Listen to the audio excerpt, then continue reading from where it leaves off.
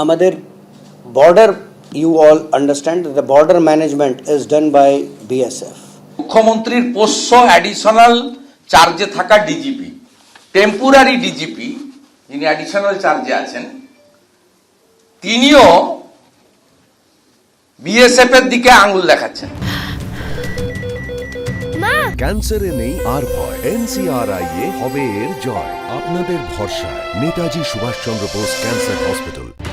অনুপ্রবেশ আটকাতে না পারার দায় কার উদাসীনতায় আজও কাঁটাতারহীন ভারত বাংলাদেশ সীমান্তের কিছু অংশ, তা নিয়ে দ্বন্দ্ব অব্যাহত।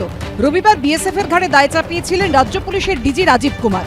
24 ঘন্টার মধ্যে পাওয়ার পয়েন্ট প্রেজেন্টেশন দিয়ে পাল্টা রাজ্য সরকারের দিকে আঙুল তুললেন শুভেন্দু অধিকারী। বাংলাদেশে ভারত বিদ্বেষের আবহ তীব্রতর হওয়ার সঙ্গে সঙ্গে পশ্চিমবঙ্গে বেড়েছে অনুপ্রবেশ সমস্যা। সীমান্ত পেরিয়ে এপারে আসার চেষ্টা করছে বহু মানুষ, যে ভিড়ে জঙ্গিরা মিশে থাকতে পারে বলেও আশঙ্কা করছেন গোয়েন্দারা। অনুপ্রবেশ আরো সহজ হয়ে উঠছে ভারত বাংলাদেশ সীমান্তের বিস্তীর্ণ অংশ এখনো কাঁটাতারহীন থাকায়। বাংলাদেশ লাগোয়া নদিয়া রানাঘাট পুলিশ জেলার অন্তর্গত হাঁসখালি, ধানতলা, গাংনাপুরের প্রায় 8 কিলোমিটার সীমান্ত এখনো কাঁটাতারবিহীন। মুর্শিদাবাদ জেলাতেও ভারত বাংলাদেশ সীমান্তের অধিকাংশ জায়গাতেই কোনো কাঁটাতারের বেড়া নেই।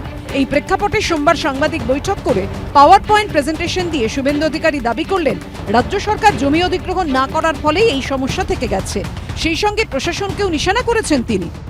ল্যান্ড অ্যাকুইজিশন অ্যাক্ট কমপ্লিটলি স্টেটের হাতে। ল্যান্ড অ্যাকুইজিশন অ্যাক্ট কালেক্টর এখন ডিএম দের হাতে থেকে যায়। এখানকার ডিএমরা যারা পঞ্চায়েত নির্বাচনে বাক্স বদল করে,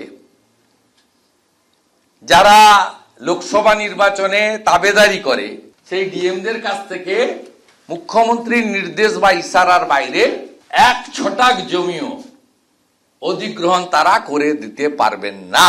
জমি তো সবে অধিগ্রহণের জন্য বলা হয়েছে, বছর 2-3 হলো। তার আগে তো সীমান্ত ছিলই, সেই সীমান্ত দিয়েই তো লোক পারাপার করছে। এবং এটা আমার মনে হয় যে আগামী দিনে আরও কঠোর হলে তাহলে অনুপ্রবেশটা বন্ধ হবে।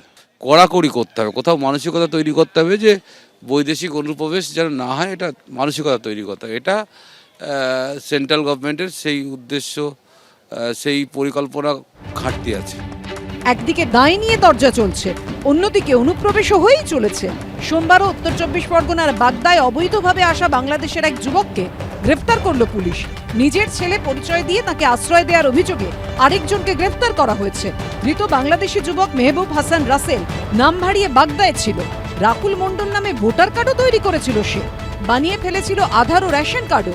ত্রিপুরাতেও বাংলাদেশি অনুপ্রবেশকারী সহ 2 জনকে গ্রেফতার করা হয়েছে। উজ্জ্বল মুখোপাধ্যায় ও সমীরণ পালের রিপোর্ট, এবিপি আনন্দ।